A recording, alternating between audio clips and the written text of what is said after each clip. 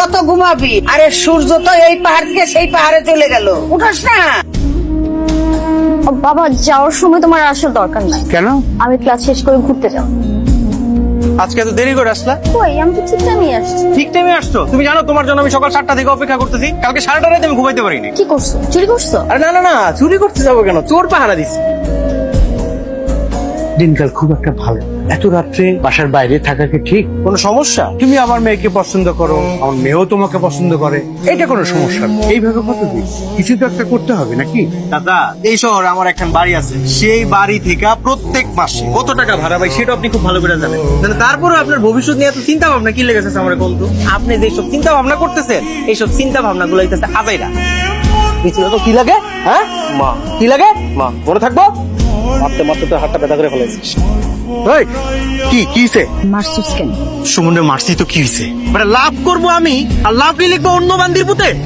Lovely লিখলে কি আমি তার লাভলি হয়ে যাবো? মানে আমি বুঝতেছি না, মানে মারছি আমি সুমনরে, তোরা তো জ্বলতেছি কি লিগা? এর আগে তো অনেকরে মারছি, কই তখন তো জ্বলে নাই। আমার জলে, কারণ ও আমার খালতো ভাই আর আমার 2 বছরের ছোট। আর তুই ওরে নিয়ে সন্দেহ করলি?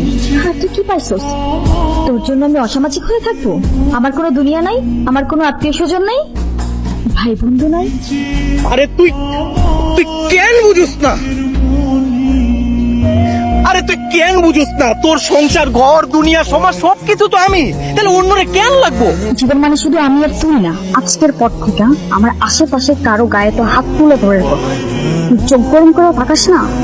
খোদার কসম রবি, বুড়ি গঙ্গায় ডুববো, সিলিং ফ্যানে ঝুমো, ছাদ থেকে লাভ দিমো, আমি কিচ্ছু জানি না।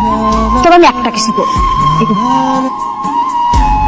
ভাই তুই যে মিথিলার ভাই, আমি তো জানতাম না রে ভাই। ভাই ভাই তুই আমার মাফ করে দে ভাই, আমার ভুলে গেছে ভাই, বিশ্বাস কর। আমি যদি জানতাম তুই মিথিলার ভাই, আমি তোর মারতাম না ভাই, তোর অনেক আদর করতাম, তোর মারতাম না রে ভাই, বিশ্বাস কর ভাই। আমি না মিথিলার অনেক ভালোবাসি ভাই, তোর আমার কাছে ফিরে দেবো, আমার লগে ব্রেকআপ করতে তোর মারছি দিকে ভাই, তোর দিকে পাই ধরে ভাই, তোর মিথিলার যে কোন না যে আমার ভুলে গেছে, আমি তোর মাপ চাইছি, আমি আর জীবনে তোর আশেপাশে যাবো না ভাই। তুই বুঝতে থেকে লেগে, আরে আমি তো মিথিলার ছাড়া বাঁচবো না রে ভাই, ওর আমি ভালোবাসি, বুঝতে থেকে লেগে তুই, আমি তোর ভালোবাসি, তুই এই মারিস না মিথিলারে ফিরে দে ভাই।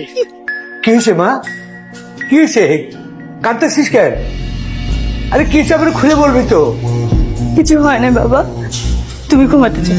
কাঁদছিস কেন? আমাকে খুলে বল। যত তাড়াতাড়ি পারো আমার বিয়ের ব্যবস্থা করো, যত তাড়াতাড়ি পারো আমাকে এলাকা থেকে বিদায় করো।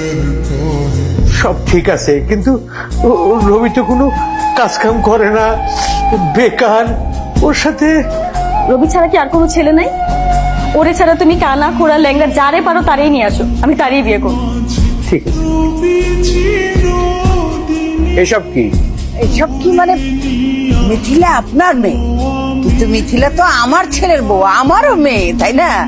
আপনি এতদিন তার দেখাশোনা করেছেন, তার সমস্ত টেক কেয়ার করেছেন। এখন আমি মিথিলাকে নিয়ে যেতে চাই, আমি তাকে টেক কেয়ার করতে চাই। বাহ বাহ বাহ, সুন্দর কথা। এই এগুলো দাও। উপহার পরে, তার আগে আমাকে জানতে হবে আমি আমার একমাত্র মেয়েকে যে ছেলের হাতে তুলে দিব, ছেলেটা কি করে।